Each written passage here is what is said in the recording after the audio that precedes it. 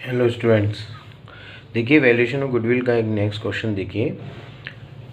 ए B C limited BSL limited का व्यवसाय क्रय करना चाहती है एवं ख्याति का भुगतान वास्तविक औसत लाभों के 5 वर्षों के आधार के क्रय के आधार पर करने को तैयार है। BSL लिमिटेड के पिछले 4 वर्षों के लाभ इस प्रकार हैं: 15-16, 16-17, 17-18, 18-19। ये इनके लाभ दिए हुए हैं पिछले सालों के। और on scrutiny of accounts the following points were noted. On 1st November 2017, BSL Limited purchased an old car of ₹60,000, but it was treated as purchase of that year. No depreciation was charged on car. The allowable rate depreciation is 20% per annum by written down value method. देखिए, ये 60,000 रुपये की car खरीदी जो उसने उस साल का परचेज मान लिया 2017 नवंबर में, तो इसका एडजस्टमेंट अपने को करना पड़ेगा लाभों में। The closing stock for 16-17 was over valued. Closing stock over valued मतलब जो क्लोजिंग स्टॉक 16-17 का जो क्लोजिंग स्टॉक है वो अधिमूल्यांकित है, ओवर वैल्यूड है 30,000 रुपये से। तो इसका भी एडजस्टमेंट अपने को लाभों को के लिए करना पड़ेगा। और फिर आता है ये कि ABC लिमिटेड विल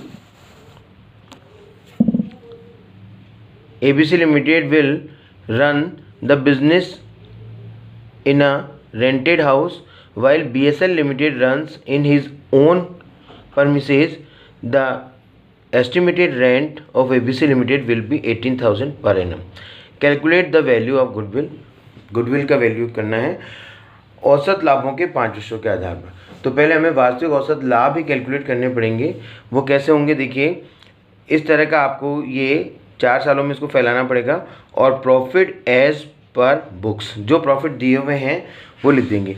ये प्रॉफिट जो पिछले सालों के दिए हुए थे, ये 4 सालों के ये प्रॉफिट्स ये एज इट इज लिख देंगे। 260, 3 लाख, 360, 4 लाख।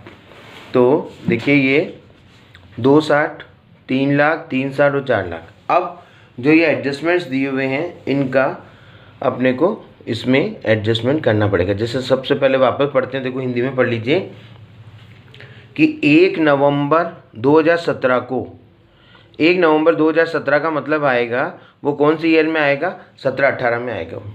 क्यों? क्योंकि ये 1 अप्रैल से 31 मार्च तक का पीरियड है। इसमें 1 अप्रैल से 31 मार्च 16 तक का है, इसमें 1 अप्रैल 16 से 17 तक का है, 31 मार्च तक का। ये 1 अप्रैल 17 से 31 मार्च 18 तक का प्रॉफिट इसमें। तो इसमें यह है कि 1 नवंबर को BSL लिमिटेड ने 60,000 रुपये की पुरानी कार खरीदी, उसे उस वर्ष का क्रय मान लिया गया। जबकि क्रय नहीं मानना चाहिए, वो तो एक एसेट है, संपत्ति है। कार पर कोई मूल्य ह्रास नहीं लगाया गया। जब उसको क्रय मान लिया गया तो डेप्रिसिएशन भी नहीं लगाया उसके ऊपर। तो मूल्य ह्रास की जो दर है वो 20% है। तो अपने को इसमें एडजस्टमेंट करने पड़ेंगे कि एक तो कार को जो परचेज माना है वो गलत हो गया, तो परचेज का इसका एडजस्टमेंट करना पड़ेगा। और फिर डेप्रिसिएशन नहीं लगाया क्योंकि कार को कार नहीं माना, तो फिर डेप्रिसिएशन भी नहीं लगा, तो उसको डेप्रिसिएशन भी लगाना है। तो सबसे पहले तो बात आती है कि इस साल का लाभ इसका मतलब सही नहीं है 2017-18 का। तो इसमें ये परचेज लिख दिया। परचेज लिखने से क्या हुआ कि ये लाभ कम हो गया होगा इस साल का, क्योंकि आप परचेज किसी चीज़ का लिख देते हो जबकि वो परचेज है ही नहीं, तो उस साल का लाभ कम हो गया। तो वापस जोड़िए, तो लिख देंगे add cost of car wrongly treated as purchase. जो गलती से परचेज लिख दी गई उसके 60,000 रुपये इस साल में जोड़ दिए जाएंगे। क्यों? क्योंकि ये 1 नवंबर 2017 का है, तो 1 नवंबर 2017 इसी अवधि में आएगा, तो इसमें वापस जोड़ दिए जाएंगे। और सालों में इसका कोई इफेक्ट नहीं आएगा। फिर ये वापस एक बार लिख दिया गया है यहाँ पर जोड़कर, और फिर डेप्रिसिएशन लगाना है। तो डेप्रिसिएशन लगाना है 20% वार्षिक है रिटर्न डाउन वैल्यू पर, अप्लिकित दर पर 20% डेप्रिसिएशन लगाना है। तो अब इसी साल से डेप्रिसिएशन चालू हो जाएगा, क्योंकि ये माना जाएगा कि परचेज तो नहीं है लेकिन कार खरीदी तो कार का डेप्रिसिएशन लगेगा इस साल। तो नवंबर में कार खरीदी तो नवंबर, दिसंबर, जनवरी, फरवरी, मार्च, मतलब 1 नवंबर को कार खरीदी तो नवंबर से मार्च, नवंबर टू मार्च ये डेप्रिसिएशन लगना है इस साल। कब? 17-18 में, और 2018-19 में पूरे साल भर का लगेगा। तो इसमें है नवंबर, दिसंबर, जनवरी, फरवरी, मार्च, 5 महीने का डेप्रिसिएशन लगेगा। 20% है तो 60,000 का 20% और 5 महीने का कितना डेप्रिसिएशन लगेगा, इसको सॉल्व करते हैं अपन। तो 1 2 1 2 और 12 से काट दिया इसको, 12 पंजे 60, 0, ये हो गया 5,000 रुपये। 5,000 डेप्रिसिएशन आ गया।